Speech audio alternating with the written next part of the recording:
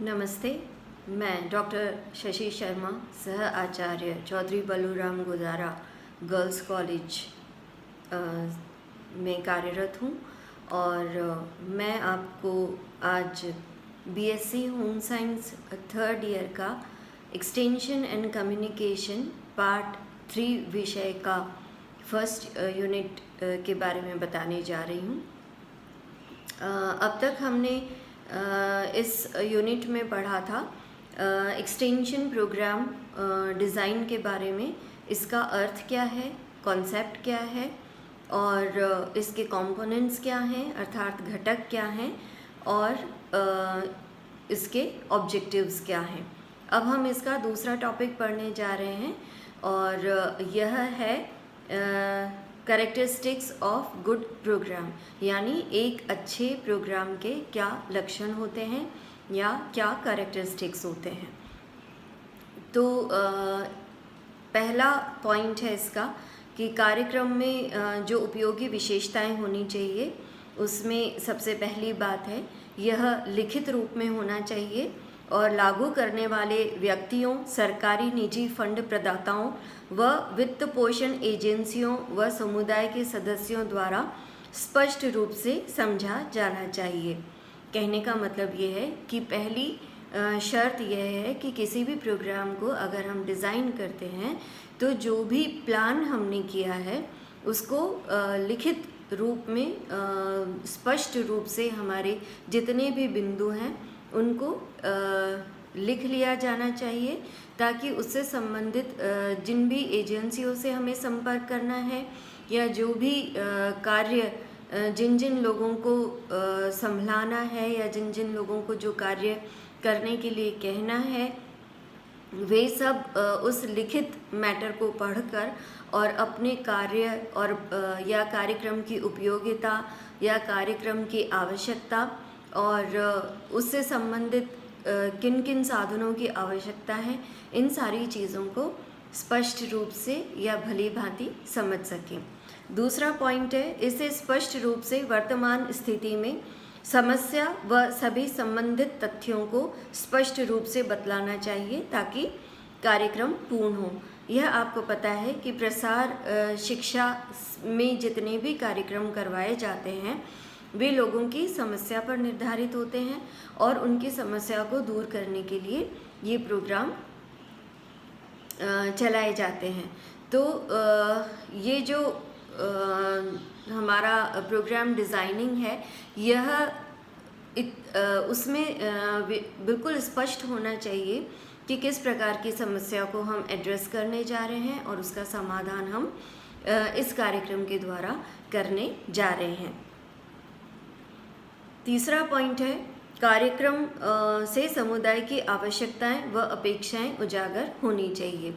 अर्थात हम जिस समूह के लिए या जिस समुदाय के लिए यह कार्यक्रम कराने जा रहे हैं वह उसे अच्छी तरह से पता होना चाहिए कि उसकी कौन सी समस्या इस कार्यक्रम के द्वारा एड्रेस की जानी चाहिए और हमें उनकी अपेक्षाओं के बारे में पूरा ख्याल रखना चाहिए किसी भी प्रोग्राम को जब हम प्लान करते हैं।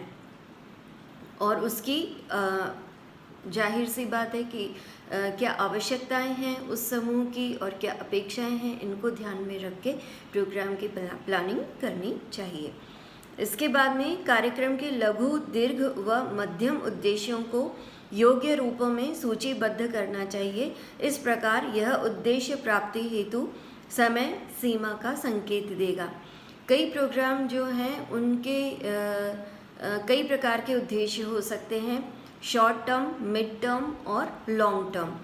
तो ये उद्देश्य स्पष्ट होने चाहिए। शॉर्ट टर्म उद्देश्य का मतलब ये है कि अगर कोई प्रोग्राम 3 महीने तक चलाया जाना है और हर महीने लोगों से संपर्क मतलब हर दिन लोगों से संपर्क करना है, तो यह हमारा शॉर्ट टर्म उद्देश्य होगा कि प्रतिदिन हमें उनको कौन कौन सी जानकारियाँ देनी है।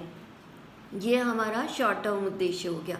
मिड टर्म उद्देश्य, हम पूरे एक सप्ताह की प्लानिंग करके चलते हैं और उसमें फिर हम ये देखते हैं कि पूरे सप्ताह के अंतर्गत हमें उनको कितनी जानकारी दे देनी है या उनको किस स्तर तक ले जाना है। उसके बाद में लॉन्ग टर्म उद्देश्य में आ जाता है कि अगर 3 महीने का प्रोग्राम है तो उन 3 महीने के अंतर्गत हमें उसे उन लोगों को कार्यक्रम से संबंधित क्या क्या जानकारियाँ दे देनी है। तो पहले महीने में कौन सी देनी है, पहले महीने के 1 सप्ताह के अंदर कौन सी देनी है, और 1 सप्ताह के भी प्रत्येक दिन क्या क्या जानकारियाँ देनी है। ये सारी की सारी जानकारियाँ या ये सारी की सारी सूचनाएं किसी भी प्रोग्राम को डिज़ाइन करते समय ज़रूर सम्मिलित की जानी चाहिए। उसके अलावा कार्यक्रम के उद्देश्यों को समुदाय की समस्याओं को हल करना चाहिए जो प्रत्येक समुदाय के लिए अलग होते हैं।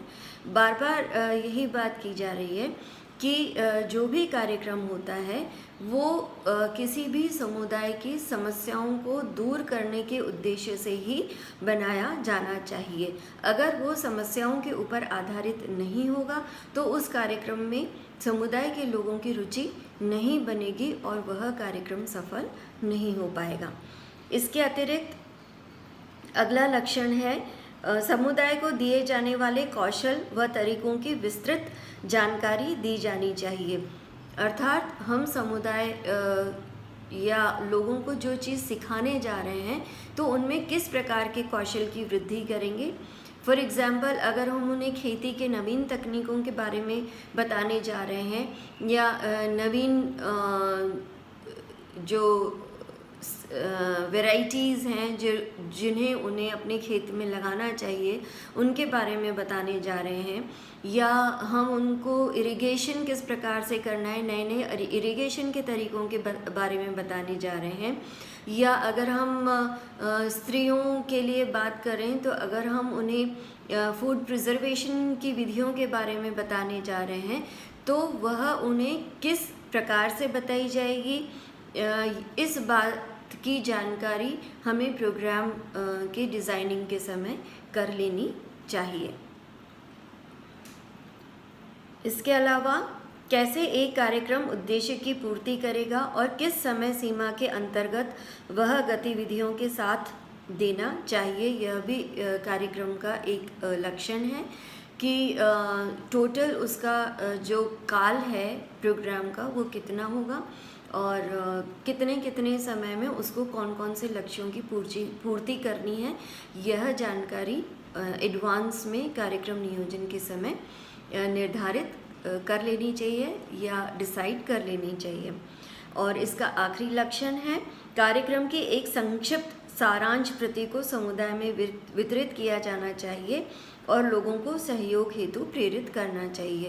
अर्थात जिन लोगों के लिए हमने प्रोग्राम डिज़ाइन किया है उन लोगों को उस प्रोग्राम के बारे में छोटी सी जानकारी लिखित रूप में भी दी जा सकती है या उनकी मीटिंग बुला के उनको बताया जा सकता है। हर एक स्टेप की जानकारी उन्हें दी जानी चाहिए और उसके बाद में उनसे सहयोग की अपील करनी चाहिए ताकि कार्यक्रम को वे सफल बना सकें और उसमें अपनी पूरी भागीदारी दे सकें। धन्यवाद।